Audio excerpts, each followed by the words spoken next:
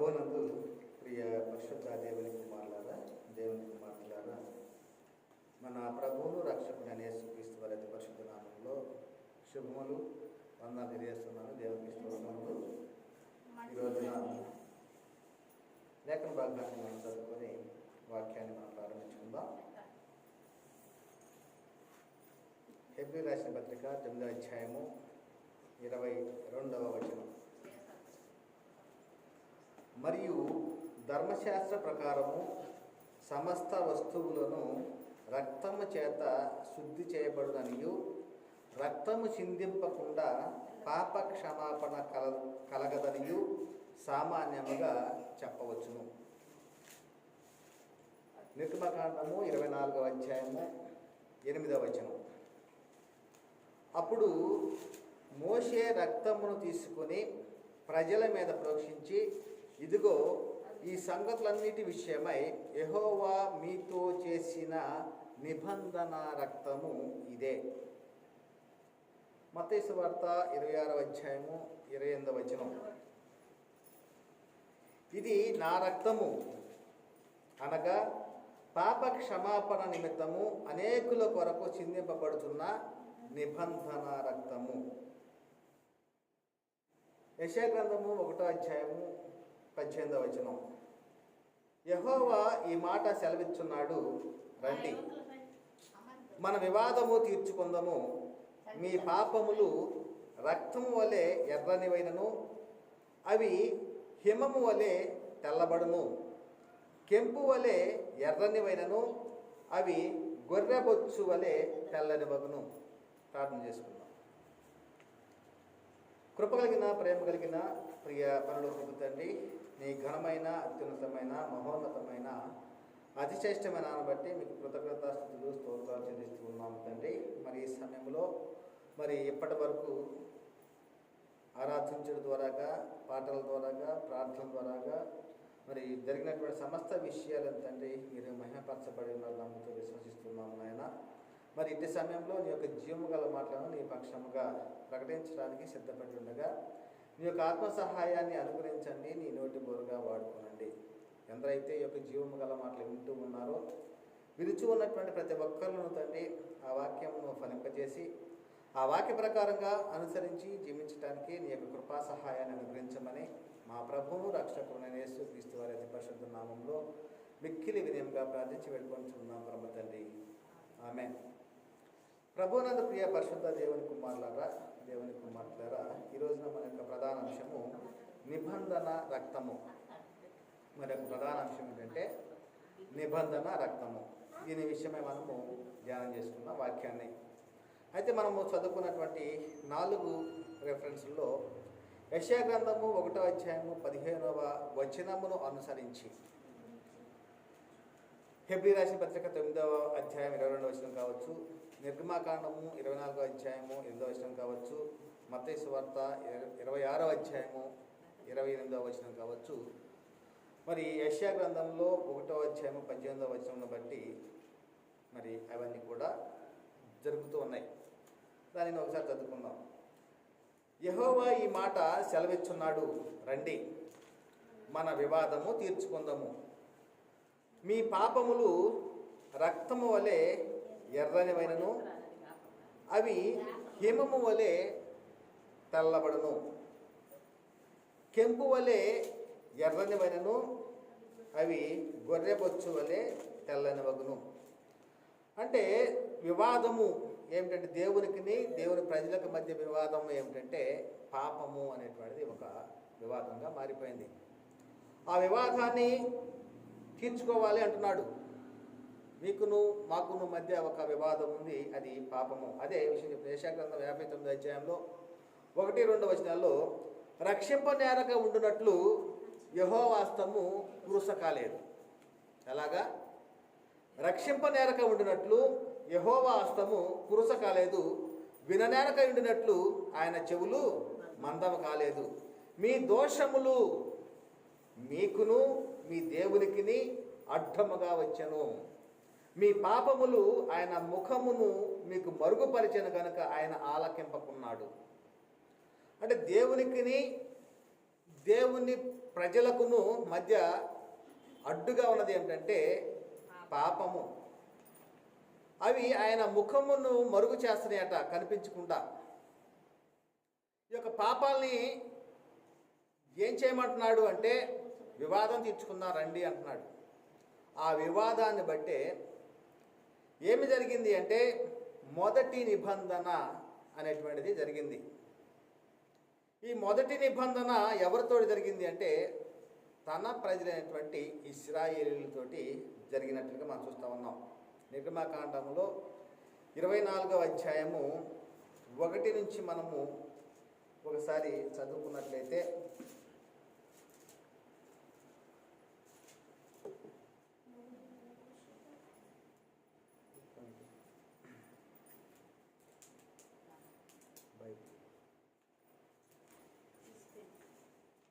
నిర్గమకాండము 24వ అధ్యాయము 1 నుంచి 8వ వచనం వరకు మనం ఒకసారి చదువుకుందాం. మరియు ఆయన మోషేతో ఇట్లనెను, నీవును అహరోనును నాదాబును అబీహును ఇశ్రాయేలీల పెద్దలలో 70 మంది యెహోవా యొద్దకు ఎక్కి వచ్చి దూరమున సాగిలపడి మోషే మాత్రము యెహోవాకు సమీపింపవలెను, వారు సమీపింపకూడదు, ప్రజలు అతనితో ఎక్కి రాకూడదు. మోషే వచ్చి యెహోవా మాటలన్నింటినీ విధులన్నింటినీ ప్రజలతో వివరించి చెప్పెను. ప్రజలందరూ యెహోవా చెప్పిన మాటలన్నింటి ప్రకారము చేసేదమని ఒక శబ్దముతో ఏక శబ్దంతో ఉత్తరమిచ్చిరి. మరియు మోషే యెహోవా మాటలన్నింటినీ వ్రాసి ఉదయమందు లేచి ఆ కొండ దిగువను బలిపీఠమును ఇశ్రాయేలు 12 గోత్రముల చొప్పున 12 స్తంభములను కట్టి ఇశ్రాయేలు యవ్వనస్తులను పంపగా వారు దహన బలులు నర్పించి యెహోవాకు సమాధాన బలులుగా కోడెలను వధించిరి. అప్పుడు మోషే వాటి రక్తములో సగము తీసుకొని పల్లెములలో పోసి ఆ రక్తములో సగము బలిపీఠం మీద ప్రోక్షించెను.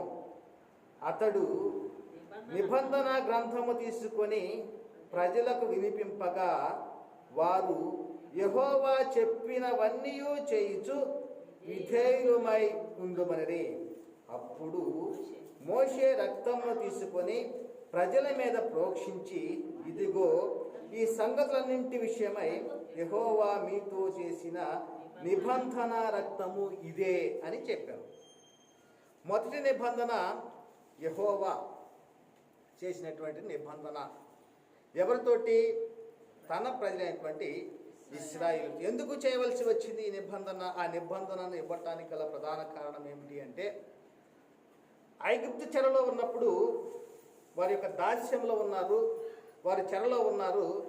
వారి యొక్క మొరను దేవుడు ఆలకించాడు. ఆ మొరను ఆలకించినటువంటి దేవుడు ఇశ్రాయేలును ఐగుప్తు యొక్క బానిసత్వం నుండి విడిపించటానికి మోషేని ఎన్నుకున్నాడు. ఆ క్రమంలో మోషే ద్వారా ఇశ్రాయేలును బయటకు రప్పించటంలో దేవుడు గొప్ప ప్రణాళికను ఏర్పాటు చేసి ఉన్నాడు. అదేమిటంటే పస్కా బలి పశువును వధించాలి. ద్వారమునకు అడ్డకమ్మెకు నిలువు కమ్మెకు రక్తమును పూయాలి. అప్పుడు ఆ తొలుసులు ఉన్నటువంటి పిల్లలు మరణించకుండా నాశనం కాకుండా ఉండాలంటే మరి ఆ విధముగా పస్కా అనేటువంటి రక్త ప్రోక్షణ ఆచారాన్ని ఆచరించారు. అది మొట్టమొదటిసారిగా ఐగుప్తు చెర నుండి విడిపించటానికి ఒక రక్త ప్రోక్షణ పస్కా బలి పశువు వధించటము జరిగింది. ఇది ఎందుకు ఈ మాట చెప్తున్నానంటే యేసుక్రీస్తు వారు కూడాను పస్కా బలి పశువుగా వధింపబడ్డాడు అనేటువంటిది కూడా లేఖనాల్లో చెప్పబడతా ఉంది. అది కొరింథీ రాసిన మొదటి పత్రిక 5వ అధ్యాయం 7వ వచనంలో, మీరు పులిపిండి లేని వారు గనుక కొత్త మొద్దగుటకై మీ పాతదైన పులిపిండిని తీసి పారవేయడి. అంతేగాక క్రీస్తు అని మన పస్కా పశువు వధింపబడెను. ఐగుప్తు చెరలో నుంచి, ఐగుప్తు బానిసత్వంలో నుంచి, ఇనుప కొలువులో నుంచి వారు విడుదల పొందుకోవటానికి అక్కడ పస్కా బలి పశువులను వధించారు.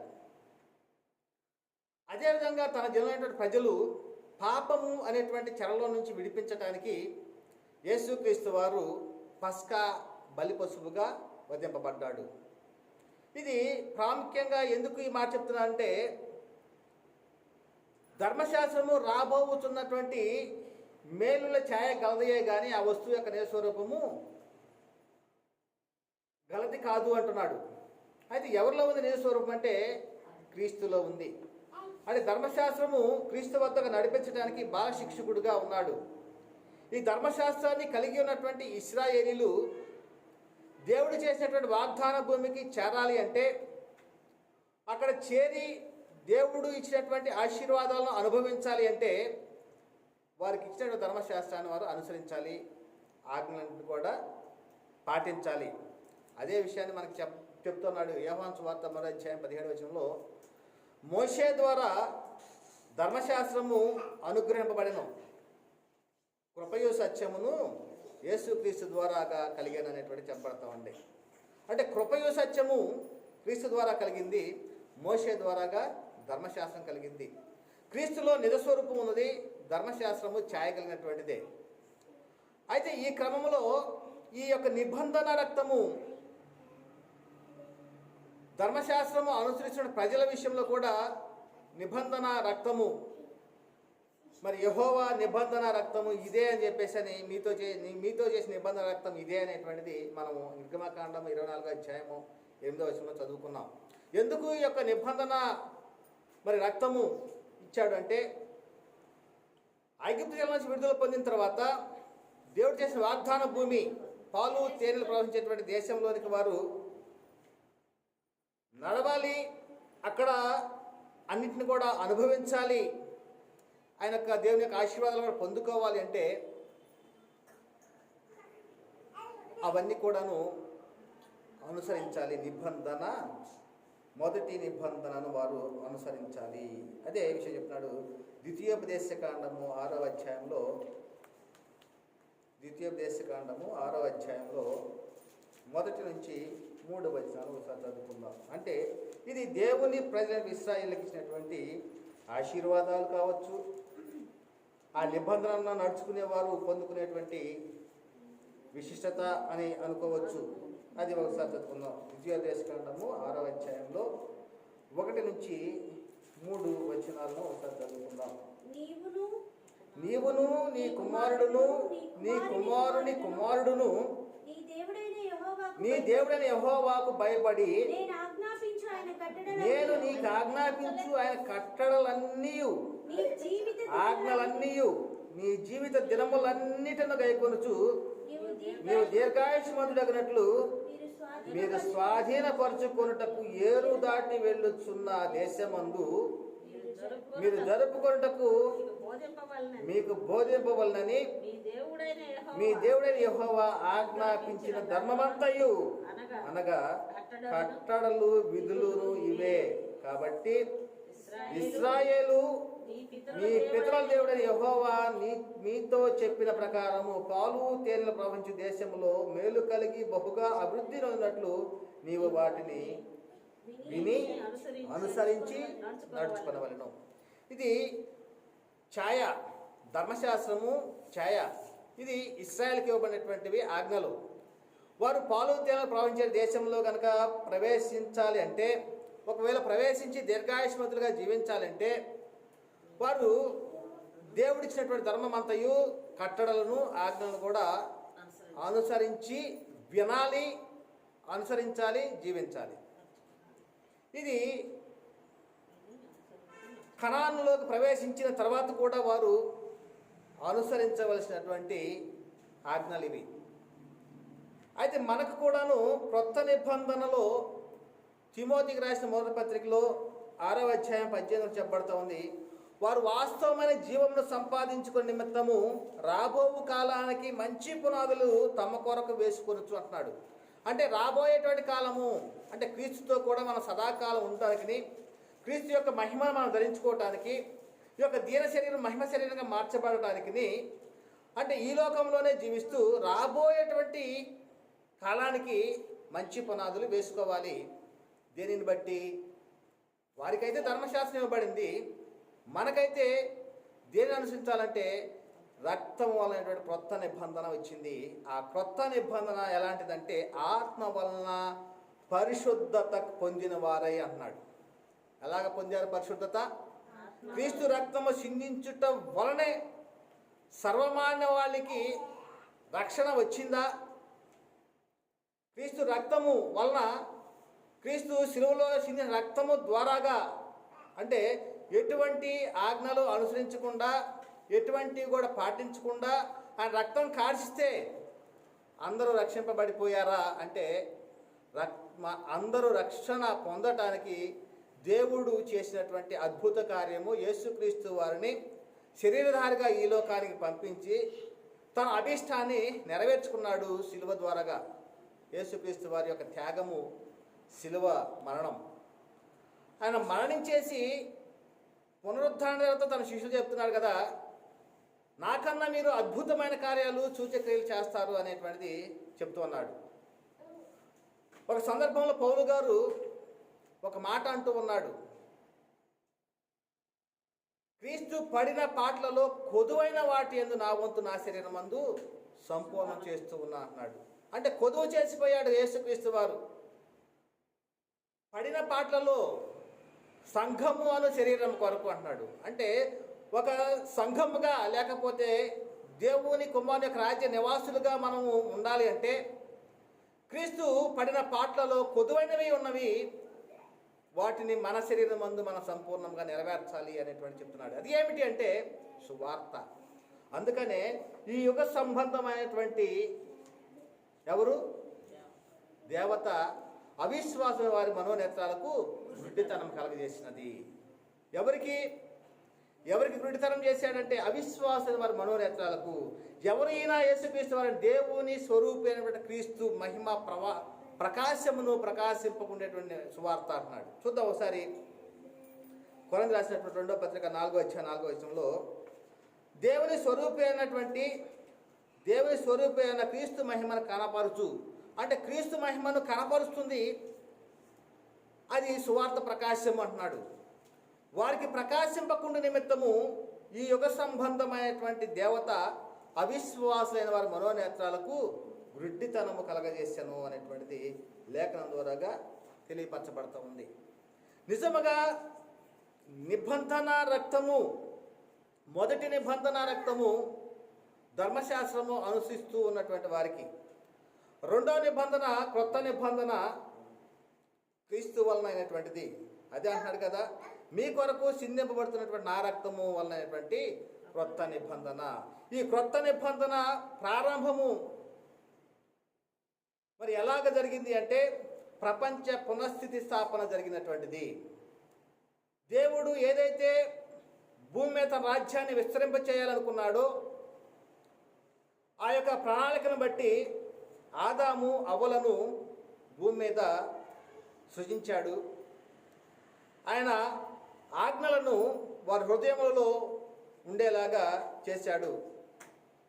అది వారికి ఇచ్చినటువంటి ఆజ్ఞ ఏమిటంటే, ఈ యొక్క వృక్ష ఫలములలో లేకపోతే ఈ యొక్క ఫలాలలో మీరు ఏదైనా తినవచ్చు, కానీ మంచి చెడ్డల తెలుగునిచ్చి వృక్ష ఫలాలు మాత్రం మీరు తినవద్దు అనేటువంటి ఒక ఆజ్ఞను వారికి ఇవ్వడం జరిగింది.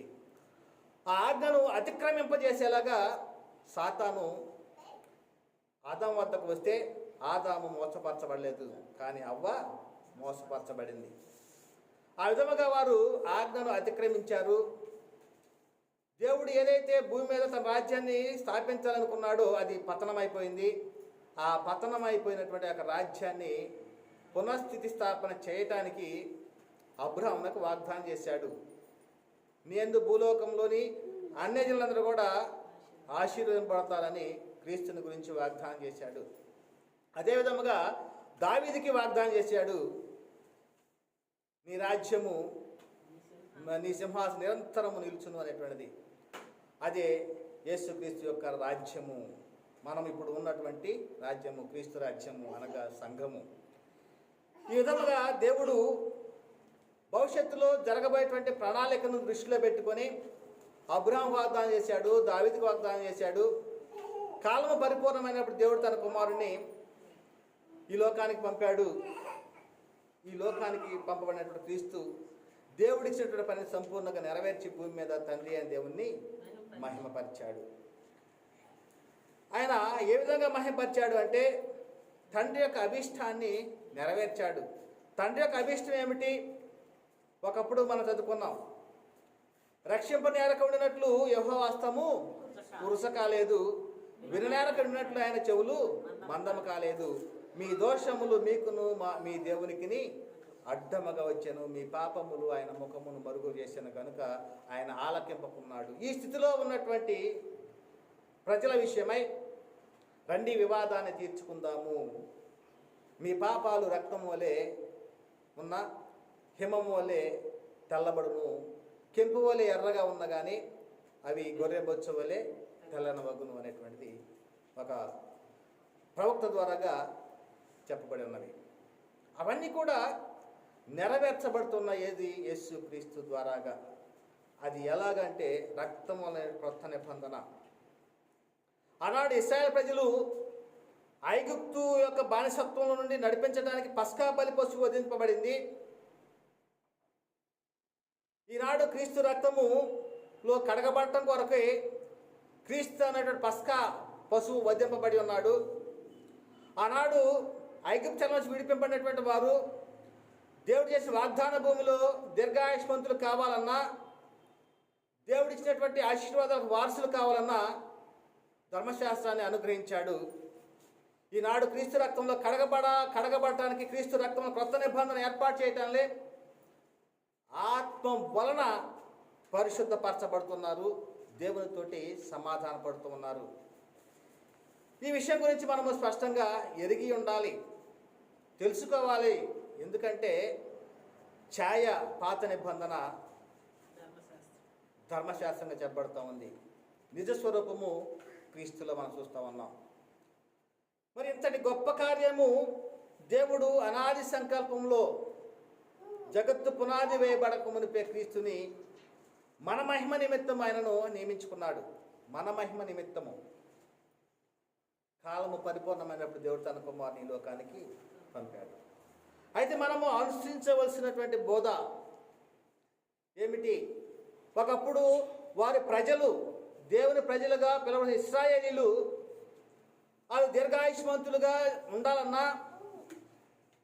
వారు పాలు తేనె ప్రవహించేటువంటి దేశంలో దేవుడి ఆశీర్వాదాలు అన్నిటిని కూడా పొందుకోవాలి అన్న ఆ ధర్మశాస్త్రాన్ని వినాలి, విని ఆచరించాలి, దానిని గైకొనాలి, దేవుడిచ్చినటువంటి ధర్మశాస్త్రాన్ని. అదేవిధంగా రాబోయేటువంటి కాలానికి ఈ లోకంలో మంచి పునాదులు వేసుకోవాలి అంటే క్రీస్తు రక్తము వరకు మనం రావాలి. ఆ రక్తం వలన కొత్త నిబంధన వచ్చింది. ఆ నిబంధన ప్రపంచ పునఃస్థితి స్థాపన మరలా ఎప్పుడు జరిగిందంటే పెంతెకోస్తు పండుగ దినమనాడు. ఆ పెంతెకోస్తు పండుగ దినమనాడు ఏ విధముగానైతే పరిశుద్ధాత్మను పొందుకొని అపోస్తులు బోధించిన బోధ ఏదైతే ఉందో ఆ బోధను మనము అనుసరించి జీవించిన వారమైతే రాబోయే కాలానికి మనం ఈ లోకంలోనే మంచి పునాదులు వేసుకుంటాం. ఇది స్పష్టంగా మీరు గ్రహించుకునే విధముగా చెప్పబడతా ఉంది ఈ లేఖనాలు. మొదటిగా ఐగుప్తు చెరలో ఉన్న ఇశ్రాయేలీయులు బయటికి రావటానికి పస్కా బలి పశువు వధింపబడింది. పాపం అనేటువంటి చెరలో ఉన్నటువంటి ప్రజలను విడిపించటానికి క్రీస్తు అనే పస్కా పశువు వధింపబడ్డాడు. అదేవిధముగా వారు దేవుడు చేసిన వాగ్దాన భూమికి చేరి దీర్ఘాయుష్మంతులుగా జీవించాలంటే దేవుడిచ్చిన ధర్మశాస్త్రాన్ని విని అనుసరించి గైకొనాలి. అదేవిధముగా రాబోయే కాలానికి మంచి పునాదులు వేసుకోవాలి అంటే పరిశుద్ధాత్మ వలన ప్రేరేపించబడి దేవుని మూలముగా పలికినటువంటి అపోస్తుల బోధను అనుసరించి జీవించాలి. మనకిచ్చిన వాగ్దానం నిత్య జీవాన్ని పొందుకోవాలంటే ఇది ముఖ్యమైనటువంటి దేవుని యొక్క మాటలు. అయితే చాలామందిలో ఒక ఆలోచన ఉంటుంది. అదేమిటంటే యేసుక్రీస్తు వారి యొక్క రక్తము చిందింపకుండానే ఆ కాలంలో కొంతమంది ప్రజలు రక్షింపబడి ఉన్నారు కదా, ఆయన రక్తము చిందించవలసినటువంటి అవసరము ఏమి ఉన్నది అనేటువంటిది చాలామందిలో కొన్ని సందేహాలు ఉన్నవి. అదే విషయమై కొంతమంది కామెంట్లు కూడా పెట్టుతున్నారు.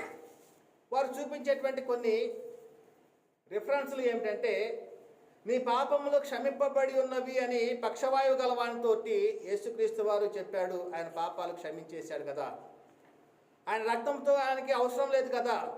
అదేవిధంగా ధనవంతుడు జక్కయ్య విషయంలో నీ ఇంటికి నేడు రక్షణ వచ్చింది అని చెప్పాడు కదా, యేసుక్రీస్తు వారి రక్తం ఆయనకు అవసరం లేదు కదా. అదేవిధంగా సిలువలో వేలాడుతున్నటువంటి దొంగ విషయంలో నిశ్చయంగా నీవు నాతో పరదేశంలో ఉంటావని యేసుక్రీస్తు వారు చెప్పాడు కదా, ఆయనకి ఆ రక్తం అవసరం లేదు కదా, ఆయన బాప్తిసం పొందుకోలేదు కదా. క్రీస్తు రక్తము మరి ఎందుకు, క్రీస్తు శిలువలో చిందించిన రక్తమే పాప క్షమాపణ అని ఎందుకు మీరు బోధిస్తూ ఉన్నారు అనేటువంటి వారు అనేక మంది నేటి కాలంలో ఉన్నారు. కానీ చెప్పబడతా ఉంది ఏంటంటే, ధర్మశాస్త్ర ప్రకారము సమస్త వస్తువులను రక్తము చేత శుద్ధి చేయబడిననియు రక్తము చిందింపకుండా పాప క్షమాపణ కలగదనియు సామాన్యంగా చెప్పవచ్చును అనేటువంటిది పరిశుద్ధ గ్రంథం చెప్పబడతా ఉంది. మరి యేసుక్రీస్తు వారు ఆ కాలంలో తాను జీవించినటువంటి శరీరధారిగా ఉన్నటువంటి కాలంలో మరి అంతమంది ఏ విధంగా రక్షింపబడ్డారు? అదేవిధంగా ప్రభువు బోధించుట చేత ఆరంభమైంది అంటున్నారు రక్షణ. ఆయన యేసుక్రీస్తు వారు బోధించుటతోటే రక్షణ ప్రారంభమైంది అంటున్నారు కదా. ఆయన రక్తము అవసరం లేదు కదా వారికి, వారికి అవసరం లేదు కాబట్టి నేటి కాలంలో ఉన్నటువంటి ప్రజలకు ఆయన రక్తంతో పని ఏముంది అనేటువంటిది చాలామంది చెబుతూ ఉన్నటువంటి ప్రశ్న. కనుకనే ప్రియులారా, యోహాను సువార్త 9వ అధ్యాయం 31వ వచనంలో దేవుడు పాపుల మనవి ఆలకింపడని ఎరుగుదుము. పుట్టి గుడ్డివాడు పరిచయంలో చెప్తున్న మాటలు ఇవి. గుడ్డివాడు స్వస్థత పొందాడు. ఆ స్వస్థత పొందినటువంటి వాడు పరిచయంతో ఈ మాట అంటున్నాడు, దేవుడు పాపుల మనం ఆలకింపడని ఎరుగుదుము. ఎవడైనను దేవభక్తుడై ఉండి ఆయన చిత్తము చొప్పున జరిగించిన యెడల ఆయన వాని మనవి ఆలకించును అనేటువంటిది చెప్పినటువంటి సందర్భాలను మనము చూస్తూ ఉన్నాం ప్రియులారా. కాబట్టి మొదటి నిబంధన రక్తము లేకుండా ప్రతిష్ఠింపబడలేదు అనేటువంటి విషయాలు మనకు స్పష్టంగా అర్థమవుతూ ఉన్నాయి. హెబ్రీ రాసిన పత్రిక 9వ అధ్యాయంలో 18 నుంచి 20 వచనాల్లో ఇందుచేత మొదటి నిబంధన కూడా రక్తము లేకుండా ప్రతిష్ఠింపబడలేదు. ధర్మశాస్త్రము ఇవ్వటానికి గల ప్రధాన కారణం ఏమిటి? యెహోవా మీతో చేసిన నిబంధన రక్తం ఇదే అంటున్నాడు. కాబట్టి రక్తము లేకుండా మొదటి నిబంధన కూడా ప్రతిష్ఠింపబడలేదు. ధర్మశాస్త్ర ప్రకారము మోషే ప్రతి ఆజ్ఞను హెబ్రీ రాసిన పత్రిక 9వ అధ్యాయము 18 నుంచి 20 వచనంలో రాయబడి ఉంది. ధర్మశాస్త్ర ప్రకారము మోషే ప్రతి ఆజ్ఞను ప్రజలతో చెప్పిన తర్వాత ఆయన నీళ్లతోనూ రక్తవర్ణము గల గొర్రె బొచ్చుతోనూ ఇస్సోపుతోనూ కోడెల యొక్కయు మేకల యొక్కయు రక్తము తీసుకొని దేవుడు మీ కొరకు విధించిన నిబంధన రక్తము ఇదే అని చెప్పుచు గ్రంథం మీదను ప్రజలందరి మీదను ప్రోక్షించను. మరి నేటి కాలంలో మనకి పాప క్షమాపణ ఎలాగ కలుగుతుంది అంటే సువార్త ద్వారాగా, సువార్త వినటం ద్వారాగా. సువార్తను అపోస్తులు ప్రకటించారు. వారు సూచక్రియల చేతను మహత్కార్యం చేతను అద్భుతాలు చేయటం ద్వారాగాను వారు మనకు స్థిరపరచబడిన వాక్యం మనకు అప్పగించారు. ఆ అప్పగింపబడిన వాక్యము నేటి కాలంలో ఉన్న బోధకులు ప్రకటిస్తూ ఉన్నప్పుడు సర్వసత్య సంబంధమైన బోధన అనుసరించి ఇది సువార్త, మన కొరకు యేసుక్రీస్తు వారు చనిపోయాడు, సమాధి చేయబడ్డాడు, తిరిగి లేపబడ్డాడు అనేటువంటి ఒక సువార్తను విని క్రీస్తు వలె క్రీస్తును లేపిన వాడు మమ్మను కూడా లేపుతాడు అనే నిరీక్షణ కలిగి క్రీస్తు రక్తంలో కడగబడటానికి ఆ యొక్క వాక్యాన్ని వింటున్నాం. ఆ యొక్క వాక్యాన్ని మన బాప్తిస్మము అనగా క్రీస్తు రక్తములో మనము కడగబడుతూ ఉన్నాం. చూడండి, అంటే మొదటి నిబంధన రక్తము లేకుండా ప్రతిష్ఠింపబడలేదు. వారు ప్రతి ఆజ్ఞను ప్రజలతో చెప్తున్నాడు. చెప్పిన తరువాత ఆయన నీళ్లతోనూ రక్తవర్ణము గల గొర్రె బొచ్చుతోనూ హిస్సోపుతోనూ కోడెల యొక్క మేకల యొక్క రక్తం తీసుకొని దేవుడు మీ కొరకు విధించిన నిబంధన రక్తం ఇదే అని చెప్పుతూ గ్రంథం మీదను ప్రజలందరి మీదను ప్రోక్షించను అంటున్నాడు.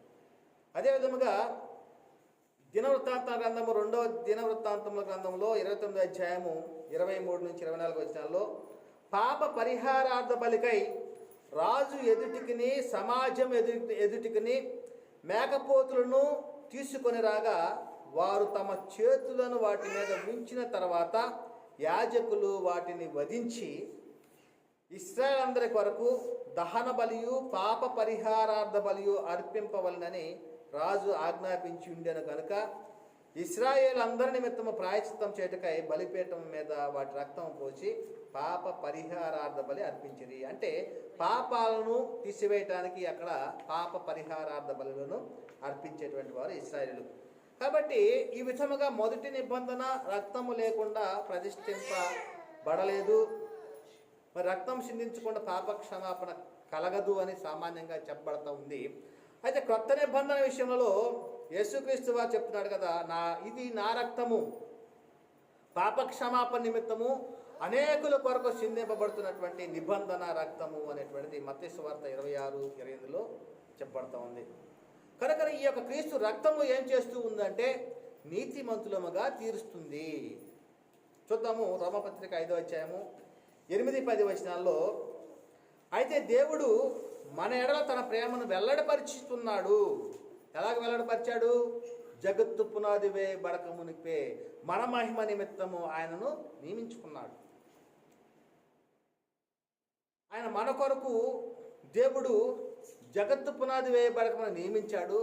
యేసు క్రీస్తు ద్వారాగా తనకు అనేక మంది కుమారులు కావాలని కోరుకున్నాడు. ఆ సంకల్పాన్ని బట్టి యేసుక్రీస్తు వారిని ఈ లోకానికి పంపించి మరి శిలువ యాగం ద్వారాగా రక్తాన్ని సిందించడం ద్వారాగా మరి ఆ యొక్క దేవుని యొక్క అభిష్టము నెరవేర్చుకున్నాడు. ఆయన ప్రేమను ఆ విధంగా మనకు వెల్లడపరుచుకున్నాడు. ఎందుకంటే ఆయనకి మనకు సమాధానం లేదు, పాపాలు అడ్డుగా ఉన్నవి. అటువంటి స్థితిలో దేవుడు తన కుమారుని ఈ లోకాన్ని పంపి క్రీస్తు రక్తం వల్ల మనం కడగబడితే దేవునితోటి మనం సమాధాన పడతాము, మన యొక్క పాపాలు విమోచించబడతాయి, మన పాపాలు పోతాయి అనేటువంటిది దేవుని యొక్క సంకల్పం. అందుకనే అయితే దేవుడు మన ఎట్లా తన ప్రేమను వెల్లడపరుస్తున్నాడు. ఎట్లనగా మనం ఇంకనూ పాపులమై ఉండగానే క్రీస్తు మన కొరకు చనిపోయాను. కాబట్టి ఆయన రక్తము వల్ల ఇప్పుడు నీతిమంతులముగా తీర్చబడి మరింత నిశ్చయముగా ఆయన ద్వారా ఉగ్రత నుండి రక్షింపబడతాము. దేని నుండి రక్షింపబడుతున్నాము? ఉగ్రత నుండి రక్షింపబడుతాము అంటున్నాడు. కాబట్టి ఆయన యొక్క రక్తం ఎలాంటిదంటే అమూల్యమైన రక్తము చేత అంటున్నాడు. ఆయన రక్తం అమూల్యమైనది, అంటే విలువ కట్టలేనిది అటువంటిది. అందుకనే పత్రికలు చెప్పబడుతుంది, మీరు విలువ పెట్టి కొనబడినటువంటి వారు అని. మీ దేహము దేవుని వలన అనుగ్రహంపడి అనేటువంటి చెప్పబడుతూ ఉంది. మీరు విలువ పెట్టి కొనబడినటువంటి వారు అని. అమూల్యమైన రక్తం చేత అనగా నిర్దోషమును నిష్కలంకమ గొర్రెపిల్లవాడిని క్రీస్తు రక్తం చేత విమోచింపబడుతుంది. మీరు ఎరుగుతురు కదా, మనము ఏ విధంగా విమోచించబడ్డాము అంటే పాపం నుండి, అంటే అమూల్యమైనటువంటి రక్తము చేత అనేటువంటి చెప్పబడుతుంది. కాబట్టి యేసుక్రీస్తు ప్రత్యక్షంగా బోధించిన కాలంలో చాలా అద్భుతమైన కార్యాలు చేశాడు కదా. మరి పాపాలు కూడా క్షమించాడు, పక్షవాయువు గలవాన్ని క్షమించేశాడు. మరి జక్కయ్య, నువ్వు మీ ఇంటికి రక్షణ, నేడే నీ ఇంటికి రక్షణ వచ్చిందని చెప్పాడు. కాబట్టి ఈ విధంగా యేసుక్రీస్తు తన ప్రత్యక్షం బోధించిన కాలంలో మరి అనేక మంది పాపాలను క్షమించాడు. కనుకనే మరి నేటి కాలంలో అనుకున్నట్లుగా యేసుక్రీస్తు వారి రక్తము అవసరం లేదు. ఆనాటి కాలంలో యేసుక్రీస్తు వారు చెప్పాడు కాబట్టి, మరి ఆనాడు ప్రజలను రక్షించాడు కాబట్టి మరి యేసుక్రీస్తు వారి రక్తం ఎందుకు అవసరమవుతుంది అనేటువంటిది అనేక మంది ప్రశ్నించేటువంటి పరిస్థితి. కాబట్టి పిల్లరా, మరి ఒక పాపాత్మ ఒక స్త్రీ విషయంలో కూడా యేసుక్రీస్తు వారు చెప్పింది, ఈ పాపములు క్షమింపబడి ఉన్నవి అనేటువంటి మాట యేసుక్రీస్తు వారు చెప్పాడు. అదే విధముగా జక్కయ్య విషయంలో కావచ్చు, సిలువలో వేలాడుతున్నటువంటి దొంగ విషయంలో కావచ్చు, ఈ విధముగా మరి తాను జీవించిన కాలంలో అనేక మందికి మరి బాప్తిస్మం పొందకుండా మరి రక్షణ వచ్చింది. ఆయన మాట మాత్రం చలవిస్తే చాలు రక్షణ వచ్చేసింది. కాబట్టి ఎందుకు అలాగా యేసుక్రీస్తు వారు ఆ కాలంలో జీవించున్న కాలంలో నీ పాపాలు క్షమించబడి ఉన్నవి అని చెప్పాడు. కాబట్టి నేటి కాలంలో ఉన్నటువంటి అనేక మంది క్రీస్తు విరోధులుగా ఉన్నటువంటి వారు, అదేవిధముగా మతోన్మాదులు ఆయన యొక్క రక్తం అవసరం లేదు, యేసుక్రీస్తు రక్తం ఎందుకు ఇప్పుడు అనేటువంటిది చెప్పేటువంటి వారు చూస్తూ ఉన్నాం. ఇవి ఎందుకు జరిగినాయి అంటే మనము కాలాలు తెలుసుకోవాలి. ఆ కాలంలో ఎటువంటి ఆజ్ఞలు ఇవ్వబడి ఉన్నవి, ఆ కాలము ఎలాంటి కాలము, ఆ కాలము దేనిని అనుసరించి జీవించేటువంటి వారు అనేటువంటి కూడా మనం ప్రధానంగా తెలుసుకోవాలి. అయితే ఈ మొదటి కారణం ఏమిటంటే సిలువలో వేలాడినటువంటి నేరస్తుల్లో రెండోవాడు ఏ కాలంలో చనిపోయాడు అంటే ధర్మశాస్త్రము అమల్లో ఉన్న కాలంలో చనిపోయాడు. ఏ కాలంలో చనిపోయాడు? ధర్మశాస్త్రం అమల్లో ఉన్న కాలంలో చనిపోయాడు. మరి అప్పటికి బాప్తిస్మం అనేటువంటిది ఆజ్ఞగా ఇవ్వబడిందా అంటే అప్పటికి బాప్తిస్మం అనేటువంటిది ఆజ్ఞగా ఇవ్వబడలేదు. చాలామంది నేటి కాలం అనుకుంటూ ఉంటారు, మేము జీవించేటువంటి జీవితకాలము నా ఇష్టానుసారంగా జీవిస్తాము, ఏదో చనిపోయేటప్పుడు సిలువలో దొంగ కోరుకున్నట్లుగా అడిగినట్లుగా మేము కూడా కోరుకుంటాము, మాకు కూడా రక్షణ వచ్చేస్తుంది అనేటువంటి అనేక మంది అపోహల్లో ఉన్నారు. చాలామంది కూడా బోధించేటువంటి విధానం కూడా అదే. ఏదో జీవితకాలం మొత్తం కూడా వాళ్ళ ఇష్టానుసారంగా జీవించేసి అంధకార సంబంధమైనటువంటి అధికారం చేత నడిపించబడి ఏదో చిట్ట చివరి గడియలలో నా పాపాలు క్షమించాయా అని చెప్పేసి అని పరదేశికి వెళ్ళినట్టుగా దొంగ వేడుకున్నట్లుగా వేడుకుంటే సరిపోతుంది, మేము ఇప్పుడే బాప్తిస్మం తీసుకునే అవసరం లేదు అనేటువంటి వారిని చాలామందిని కూడా చూస్తూ ఉన్నాం. అయితే ఎందుకు ఈ మాటలు చెప్తూ ఉన్నామంటే అది ఏ కాలం అంటే ధర్మశాస్త్ర కాలము. అప్పటికి బాప్తిస్మం అనేటువంటిది ఆజ్ఞగా ఇవ్వబడని కాలము. అయితే బాప్తిస్మం ఇచ్చేటువంటి యోహాను ఆ కాలంలో ప్రజలకు బాప్తిస్మం ఇస్తూ ఉన్నాడు. అయితే ఆయన ఇచ్చినటువంటి బాప్తిస్మము క్రీస్తు యొక్క మరణ సమాధి పునరుత్థానంలో ఐక్యమయ్యేటువంటి బాప్తిస్మము ఆయన ఇవ్వాల. కాబట్టి అప్పటికి యేసుక్రీస్తు వారు చనిపోలేదు. కాబట్టి ఆయన ఇచ్చిన బాప్తిస్మం గురించి ఒకసారి అపోస్తుల కార్యాల్లో అపోలో యొక్క శిష్యులు ఒక 12 మంది ఉన్నారు. ఆ 12 మంది శిష్యులు యోహానుని బట్టే బాప్తిస్మం తీసుకున్నారు. కానీ అపోస్తలుడైన పౌలు గారు ఏం చెప్తున్నారంటే మీరు తీసుకున్న బాప్తిస్మము సరైనటువంటిది కాదు, మరలా మీరు బాప్తిస్మము తీసుకోవాలి, మీరు తీసుకున్న బాప్తిస్మము మీ యొక్క విశ్వాసము సరైనటువంటి విశ్వాసం కాదు అని ఆయన మరలా ఆ 12 మంది శిష్యులు కూడా బాప్తిస్మము ఇచ్చినట్టుగా మనం చూస్తూ ఉన్నాం. ఎందుకంటే యోహాను ఇచ్చిన బాప్తిస్మము క్రీస్తు యొక్క మరణ సమాధి పునరుత్థానంలో ఐక్యమైనటువంటి బాప్తిస్మం ఆయన ఇవ్వాల. అప్పటికి యేసుక్రీస్తు వారు చనిపోలేదు. కాబట్టి చూద్దాం ఒకసారి అపోస్తలుల కార్యాలు 19వ అధ్యాయంలో 1-4 వచనాల్లో అపోలో కొరింథీలో ఉన్నప్పుడు జరిగింది ఏమనగా పౌలు పై ప్రదేశంలో సంచరించి ఎఫెసునకు వచ్చి కొందరు శిష్యులను చూసి మీరు విశ్వసించినప్పుడు పరిశుద్ధాత్మ పొందుతురని వారిని అడగగా, ఏమంటున్నారు ప్రశ్న? మీరు విశ్వసించినప్పుడు పరిశుద్ధాత్మను పొందితిరా అని వారిని అడగగా వారు పరిశుద్ధాత్ముడు ఉన్నాడన్న సంగతియే మేము వినలేదని చెప్పిరి. అప్పుడు అతడు అలాగైతే మీరు దేనిని బట్టి బాప్తిస్మం పొందితిరని అడగగా వారు యోహాను బాప్తిస్మం బట్టి అని చెప్పిరి. అందుకు పౌలు యోహాను తన వెనక వచ్చువనెందు అనగా యేసునందు విశ్వాసం ఉంచవలనని ప్రజలతో చెప్పుచు మారు మనసు విషయమైన బాప్తిస్మం ఇచ్చినని చెప్పాను. అంతే కానీ క్రీస్తు యొక్క మరణ సమాధి పునరుత్థానం యొక్క సాదృశ్యంలో వారికి బాప్తిస్మం ఇవ్వలేదు. అప్పటికి యేసుక్రీస్తు వారు చనిపోలేదు. కాబట్టి అయితే యేసుక్రీస్తు వారు ఈ లోకంలో జీవించిన కాలంలో ఆయన ఎవరినైతే పాపం అనేటువంటి చెరలో బంధించబడి ఉందో ఏదైతే పాపం అనేటువంటి శరలో వారిని బంధించి ఉన్నదో ఆ ధర్మశాస్త్రాన్ని సంపూర్ణంగా నెరవేర్చి దాన్ని సిలువలో కొట్టివేశాడు అనేటువంటిది మనకు అర్థమవుతా ఉంది. కాబట్టి యేసుక్రీస్తు వారు సిలువలో ధర్మశాస్త్రాన్ని కొట్టివేశాడు. కొన్ని లేఖనాలను చదువుకుందాం. కొరింథీ రాసిన 2వ పత్రిక 3:14 నేను ఎందుకు చెప్తున్నా అంటే, యేసుక్రీస్తు వారు పరదేశుకి నిశ్చయము నాతో కూడా పరదేశంలోకి వస్తావని దొంగతో చెప్పాడు కదా. ఆ దొంగ జీవించిన కాలము, యేసుక్రీస్తు వారు ప్రత్యక్షంగా బోధించిన కాలము, అది ఏ కాలం అంటే ధర్మశాస్త్ర కాలము. ధర్మశాస్త్రమును అనుసరిస్తూ జీవిస్తూ ఉన్నటువంటి ప్రజల విధానము అది. కొరింథీ రాసిన 2వ పత్రిక 3:14 మరియు వారి మనసులు కఠినమైన గనుక నేటి వరకును పాత నిబంధన చదువునప్పుడు అది క్రీస్తునందు కొట్టివేయబడినని వారికి తేటపరచబడక ఆ ముసుగే నిలిచినది. అంటే క్రీస్తునందు కొట్టివేయబడింది ఈ ధర్మశాస్త్రము. ఈ ధర్మశాస్త్రము ఎక్కడి వరకు ఉందంటే క్రీస్తు వద్ద నడిపించటం వరకే ధర్మశాస్త్రం. క్రీస్తు వద్ద నడిపించడానికి అది బాలశిక్షకుడు అయి ఉంది. క్రీస్తు వచ్చిన తర్వాత ఏదైతే యేసుక్రీస్తు వారు పరలోకానికి వెళ్ళి తండ్రి వద్ద ఉన్న పరిశుద్ధాత్మ ఈ లోకానికి పంపి అపోస్తులు పొందుకున్నారో ఆ పొందుకొని బోధించినటువంటి బోధ ఏదైతే ఉందో ఆ బోధన మనం విని గైకొని దాన్ని అనుసరిస్తేనే మనకు నిత్యజీవం ఉంటుంది. రాబోయేటువంటి లోకానికి మరి ఈ లోకంలో మంచి పునాదులు వేసుకుంటాం అనేటువంటిది అర్థమవుతోంది. ఒకప్పుడు పస్కా బలి పశువు వధింపబడి, అంటే ఐగుప్తులో తొలిసూలు పిల్లలు మరి మరణమయ్యేలాగా సంహారపు దూత వచ్చినప్పుడు వారు పస్కా బలి పశువులు వధించారు.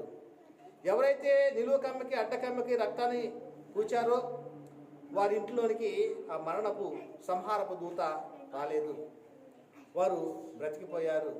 ఆ క్రమంలో వారు ఐగుప్తు చెర నుండి విమోచించబడ్డారు, బయటికి వచ్చారు. బయటికి వచ్చినటువంటి వారు మరి దేవుడిచ్చిన వాగ్దాన భూమిలోకి ప్రవేశించిన తర్వాత దీర్ఘాయుష్మంతులుగా జీవించాలి అంటే వారికి ధర్మశాస్త్రాన్ని ఇచ్చాడు.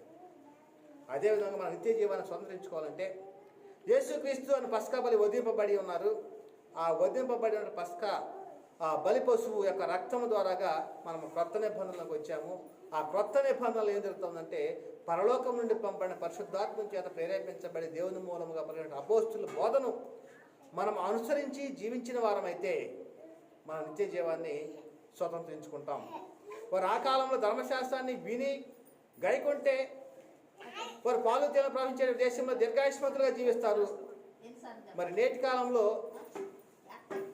అపోస్తుల బోధ ప్రకారం మనం అనుసరించి జీవిస్తే నిత్య జీవాన్ని మనము స్వతంత్రించుకుంటాము. కాబట్టి విధి రూపకాల ధర్మశాస్త్రాన్ని శరీరం అందు కొట్టివేశాడు యేసుక్రీస్తు వారు. అదే కొలస్సీ రాసిన 2వ అధ్యాయము 13 నుంచి 15 చూసినట్లయితే, మరియు అపరాధములను శరీరమందు సున్నతి పొందకుండట వలన మీరు మృతులై ఉండగా దేవుడు వ్రాత రూపకమైన ఆజ్ఞల వలన మన మీద రుణముగాను మనకు విరోధముగాను ఉండిన పత్రమును మేకులతో సిలువకు కొట్టి దాని మీద సేవరాతను తుడిసివేసి మనకు అడ్డము లేకుండా దాన్ని ఎత్తివేసి మన అపరాధములన్నిటిని క్షమించి ఆయనతో కూడా మిమ్మును జీవింపజేశాను. ఆయన ప్రధానులను అధికారులను నిరాజనులుగా చేసి సిలువ చేత జయోత్సాహముతో వారిని పట్టి తెచ్చి బాహాటముగా వేడుకకు కనపరిచను అన్నాడు.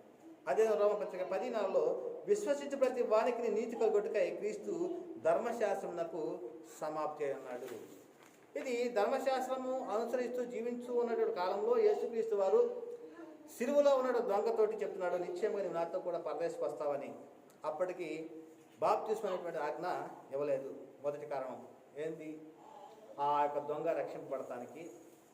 రెండో కారణము ఆ జక్కయ్య ఇంటికి నేడు రక్షణ ఇంటికి వచ్చిందని చెప్పడం కావచ్చు. పాపాత్మ స్త్రీ నీ పాపం క్షమింపబడి ఉన్నదని చెప్పవచ్చు. అదే విధముగా పక్షవాయువు గల వారితో నీ పాపాలు క్షమించబడని చెప్పవచ్చు. ఆ విధంగా ఆ కాలంలో మరి అనేక మందిని పాపాలు క్షమింపబడి ఉన్నామని చెప్పినట్టు యేసుక్రీస్తు వారు ఆ మాట చెప్పడానికి ప్రధాన కారణం ఏంటంటే పాపాలను క్షమించడానికి భూమి మీద మనిషి కుమారునికి అధికారము కలిగి ఉన్నాడు. ఇది రెండో కారణం. అంటే యేసుక్రీస్తు వారు జీవించిన కాలంలో పాపాలను క్షమించేటువంటి అధికారము యేసుక్రీస్తు వారు కలిగి ఉన్నాడు. మార్కు సువార్త 2:10 చెప్పబడతా ఉంది. అయితే పాపములు క్షమించుటకు భూమి మీద మనుష్య కుమారునికి అధికారము కలదని మీరు తెలుసుకోవాలని వారితో చెప్తున్నాడు. ఈయనెవరు పాపాలు క్షమించడానికి అని అడిగినప్పుడు మనుష్య కుమారునికి అధికారం ఉంది. దేవుడు అక్కడే కదా పాపాలు క్షమించేది, నువ్వెవరు క్షమించడానికి అనేటువంటి ఒక ప్రశ్న యేసుక్రీస్తు వారు వేసినప్పుడు, ఆ అధికారం నాకున్నది, ఆ అధికారం వల్లనే పాపాలను క్షమిస్తూ ఉన్నాను అంటున్నాడు. అందుకనే యోహాను సువార్త 17:2 నీ కుమారుడు నిన్ను మహిమపరచునట్లు నీ కుమారుని మహిమపరచుము. నీవు నీ కుమారునికి ఇచ్చిన వారికి అందరికీ ఆయన నిత్యజీవం అనుగ్రహించినట్లు సర్వ శరీరుల మీదను ఆయనకు అధికారం ఇచ్చేటివి. అంటే ఈ లోకములో సర్వ శరీరుల మీద కూడా ఆయనకు అధికారాన్ని కలిగి ఉన్నాడు యేసుక్రీస్తు వారు. ఎవరికైతే నీ పాపాలు క్షమింపబడి ఉన్నవని చెప్తాడో వారి పాపాలు క్షమించబడతాయి. ఎందుకంటే భూమి మీద పాపాలు క్షమించే అధికారాన్ని ఆయన కలిగి ఉన్నాడు. అదేవిధంగా రక్షణట ప్రభువు బోధించుట చేత ఆరంభమైందని మరి అపోస్తులు బోధన చేస్తున్నాడు. హెబ్రీ పత్రిక 2:3 ఇంత గొప్ప రక్షణ మనం నిర్లక్ష్యం చేసిన ఎలా తప్పించుకుందాము? అట్టి రక్షణ ప్రభువు బోధించుట చేత ఆరంభమై అంటున్నాడు. ఎలాగ రక్షణ ప్రారంభమైంది? యేసుక్రీస్తు వారు బోధించడం ద్వారాగానే ప్రారంభమైంది. అంటే మొదటిగా ధర్మశాస్త్రము అమల్లో ఉన్న కాలంలో యేసుక్రీస్తు వారు జీవించినటువంటి జీవన విధానం మనం చూస్తూ ఉన్నాము. ఆ కాలంలో యేసుక్రీస్తు వారికి భూమి మీద పాపాలను క్షమించే అధికారాన్ని కలిగి ఉన్నాడు. అదే విధముగా రక్షణ యూదుల్లో నుండి కలుగుతున్నది అనేటువంటిది కూడా లేఖనాల్లో చెప్పబడుతూ ఉంది. మీ యోహాను సువార్త 4:2 మీరు మీకు తెలియని దాన్ని ఆరాధించేవారు, మేము మాకు తెలిసిన దాన్ని ఆరాధించేవారము. రక్షణ యూదులలో నుండి కలుగుతున్నది అన్నాడు. రక్షణ ఎక్కడ కలుగుతుంది? మొదటగా యూదుల్లో నుండే. యేసుక్రీస్తు వారు బోధించుడు చేత ఆరంభమైంది. ఆయన బోధించేటప్పుడు జక్కయ్య ఆయన రక్షణ పొందాడు. పాపాత్ములైనటువంటి ఒక స్త్రీ నీకు రక్షణ వచ్చిందని చెప్తున్నాడు. పక్షవాయు గలవానితో నీకు రక్షణ వచ్చిందని చెప్తున్నాడు. ఆ విధంగా ఆయన బోధించుడు చేత ఆ రక్షణ ఆరంభమైంది. అది యూదుల్లో నుండే కలుగుతుంది అనేటువంటిది కూడా చెప్పబడతా ఉంది. మరి ఎవరిని వలన రక్షణ కలగదు, ఈయన మనకు రక్షణ పొందవలన అనేటువంటిది కూడా చెప్పబడతా ఉంది. అపోస్తలుల 4:12 రక్షణ మరి ఎవరిని వలన రక్షణ కలగదు అంటున్నాడు. ఈ నామమున మన రక్షణ పొందవలను కానీ ఆకాశం కింద మనుషులు ఇవ్వబడిన మరి ఏ నామమున రక్షణ పొందలేము అంటున్నాడు. లూకా సువార్త 24:46-47 క్రీస్తు శ్రమపడి 3వ దినమున మృతులను లేచిననియు యెరూషలేము మొదలుకొని సమస్త జనములలో ఆయన పేరిట మారు మనసును పాప క్షమాపణయు ప్రకటింపబడునని వ్రాయబడి ఉన్నది. అది అపోస్తుల బోధ ప్రకారంగా జరిగింది. అపోస్తులు పరిశుద్ధాత్మ పొందుకొని పెంతెకోస్తు పండుగ దినము నాడు వారు బోధించారు. 3000 మంది యేసుక్రీస్తు నామంలో బాప్తిస్మము పొంది ఉన్నారు. దాని గురించే యెషయా గ్రంథంలో 49:6 మరి ప్రవక్త అయిన యెషయా గారు చెప్తున్నాడు, నీవు యాకోబు గోత్రపు వారిని ఉద్ధరించినట్లును ఇశ్రాయేలులో తప్పింపబడిన వారిని రప్పించినట్లును నా సేవకుడు అయినటువంటి ఎంతో స్వల్ప విషయము అని యేసుక్రీస్తు వారి విషయమే చెప్తున్నాడు దేవుడు. భూదిగంతముల వరకు నీవు నేను కలగజేయ రక్షణను సాధనమొకటకై రక్షణకు సాధనమొకటకై అన్యజనులకు వెలుగైనట్లు నేను నియమించున్నాను అని యేసుక్రీస్తు వారి విషయమై మరి ప్రవక్త అయినటువంటి యెషయా గారి ద్వారాగా చెప్పబడతా ఉంది. కనుకనే ప్రియారా, మరి ఈ విధముగా నిబంధన రక్తము అంటే మొదటి నిబంధన రక్తముతోనే మరి యెహోవా మీతో చేసిన నిబంధన ఇదే అని ఆ యొక్క నిబంధన గ్రంథాన్ని మొదటి నిబంధన చదివి విని పిస్తూ దాన్ని అనుసరించినటువంటి వారు పాలు తేనె ప్రపంచ దేశంలో దీర్ఘాయుష్మంతులుగాను దేవుడిచ్చేటువంటి సమస్త ఆశీర్వాదానికి వారసులు అవుతారు అనేటువంటిది అక్కడ చెప్పబడతా ఉంటే, అదేవిధంగా క్రీస్తు వల్ల అనేటువంటి నిబంధన రక్తము అంటే కొత్త నిబంధన ఏం చేస్తూ ఉంది అంటే, ఆ విధంగా రక్షింపబడినటువంటి వారు పరలోకం నుండి పంపబడిన పరిశుద్ధాత్మను పొందుకొని వారు రాబోయేటువంటి లోకానికి మంచి పునాదులు వేసుకునేటువంటి పరిస్థితి. అందుకని పేతురు గారు రాసిన 1:2 ఆత్మ వలన పరిశుద్ధత పొందిన వారై, ఎలాగట ఆత్మ వలన పరిశుద్ధత పొందిన వారై విధేయులగుటకును యేసుక్రీస్తు రక్తము వలన ప్రోక్షింపబడుటకును ఏర్పరచబడిన వారికి అంటున్నాడు. యేసుక్రీస్తు రక్తము వలన ప్రోక్షింపబడుటకు ఏర్పరచబడిన వారికి అంటున్నాడు. మరి ఈ విధముగా మరి యేసుక్రీస్తు రక్తము ప్రతి ఒక్కరికి అవసరమే. ఎందుకంటే మనం బాప్తిస్మం అనేటువంటిది ఒక ఆజ్ఞగా ఇవ్వబడింది నేటి కాలంలో. అది అపోస్తుల కార్యాలు చూస్తూ ఉన్నాం. 2వ అధ్యాయము 38-39 వచనాల్లో పేతురు అంటున్నాడు కదా, మీరు మారు మనసు పొంది పాప క్షమాపణ నిమిత్తం ప్రతివాడు యేసుక్రీస్తు నామమున బాప్తిస్మం పొందుడి, అప్పుడు మీరు పరిశుద్ధాత్మ వరమును పొందుదురు. ఈ వాగ్దానము మీకును మీ పిల్లలకు దూరస్తు అందరినీ, అనగా మన ప్రభు అయిన దేవుడు తన వద్దకు పిలిచిన వారందరికీ చెందును అనేటువంటిది వారు చెప్పినటువంటి సందర్భాన్ని చూస్తూ ఉన్నాం. కనుకనే మరి అపోస్తుల కార్యాలు 10వ అధ్యాయంలో కొర్నేలు ఇంటి వద్ద యేసుక్రీస్తు నామములో బాప్తిస్మం పొందాలి అనేటువంటి ఒక ప్రధానమైన ఆజ్ఞగా ఇవ్వబడింది. చూద్దాం ఒకసారి.